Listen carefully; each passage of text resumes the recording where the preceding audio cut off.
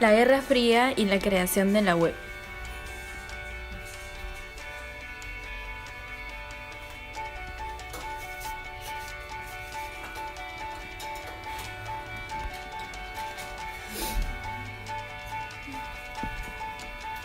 La Guerra Fría empezó en 1947 y terminó en 1991.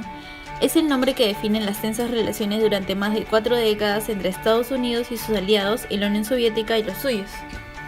¿Pero por qué se le denomina Guerra Fría?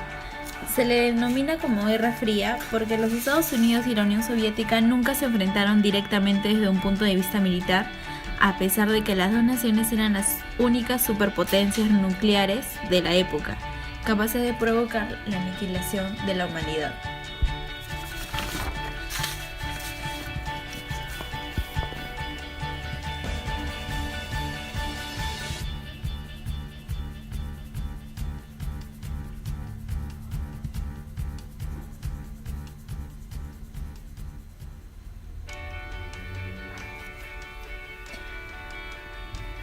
Pero ¿cuáles fueron los conflictos más destacados? Uno de ellos fue el bloqueo de Berlín, que comenzó en 1948. La Unión Soviética bloqueó todos los accesos a Berlín Occidental con intención de que esa parte de la ciudad cayese también bajo su control. La Guerra de Corea, que comenzó en 1950 y terminó en 1953. También la crisis del Canal de Suez en 1956, la Guerra de Vietnam en 1959 hasta 1975 y la Guerra de Yom Kippur en 1973. Los motivos de la Guerra Fría fue que para la reconstrucción de Europa se llevó a cabo el Plan Marshall, en donde otorgaban líneas de crédito y generosas donaciones a los países europeos. La Unión Soviética también fue testigo de cómo Estados Unidos estaba comprando armas atómicas, lo que les alertó, ya que se preguntaban por qué iban a necesitarlas, hasta un punto de sospechar que se instalaban bases en Europa Occidental para ser atacados por Estados Unidos. También la Unión Soviética quería dar un mensaje por el mundo, el comunismo, que no hubiese propiedad privada y todo era de todos.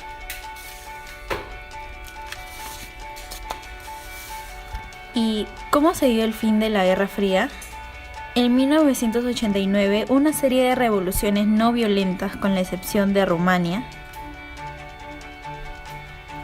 pone fin al comunismo en los países del telón de acero, que eran satélites de la Unión Soviética. En 1991 es el propio gigante el que se disuelve en 15 repúblicas independientes, siendo la mayor de ellas Rusia.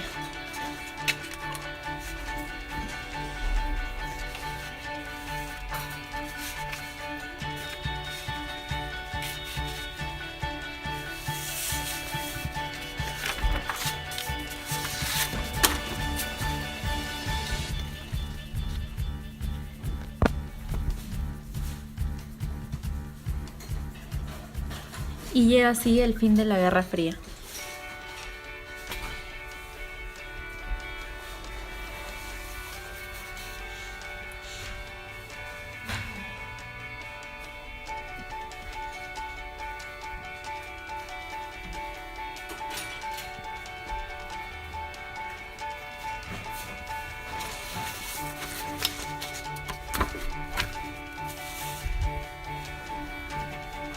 La creación de la web. La World Wide Web es la culminación del hipertexto y, como tal, sus orígenes se remontan a la propia historia del hipertexto, 15 años después de que Ted Nelson, en 1965, imaginara las máquinas literarias que permitirían a usuarios de todo el mundo publicar información en hipertexto. Un joven ingeniero británico buscaba cómo hacer realidad el proyecto de Nelson. Tim Berners-Lee, en sus ratos libres, investigaba un sistema de difusión descentralizada de información basado en el hipertexto y en el que cooperaban una red de centros.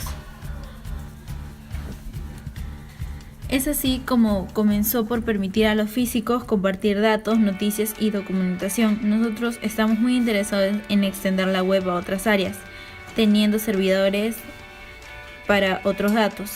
Bienvenidos los colaboradores. Fue el primer mensaje de Tim Berners-Lee.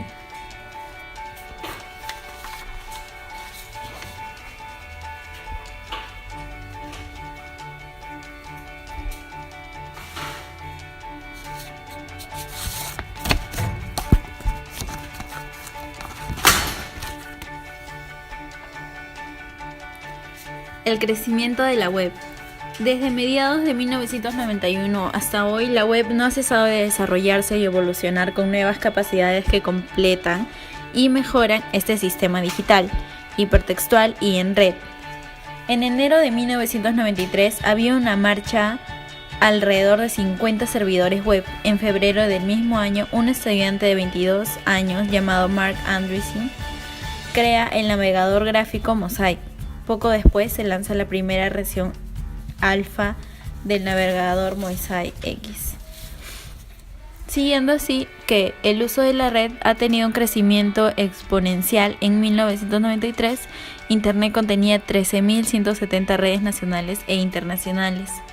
La siguiente tabla está sacada de la tesis doctoral de History of the Net y refleja el crecimiento del número de servidores que tuvo la web.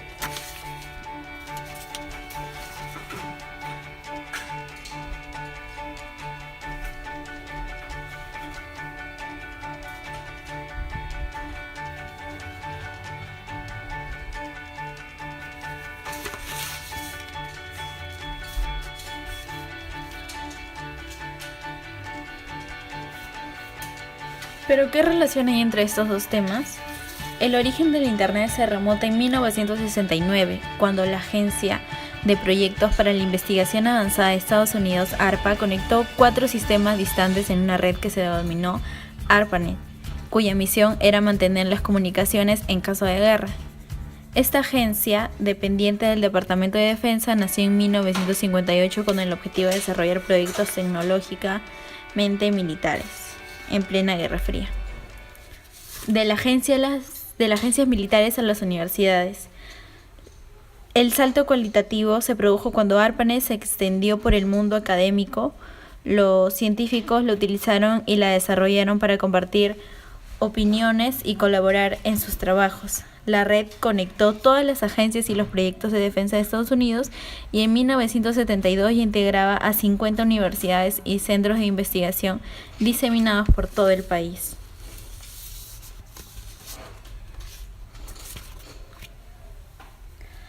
Las repercusiones de la Guerra Fría y la creación de la web.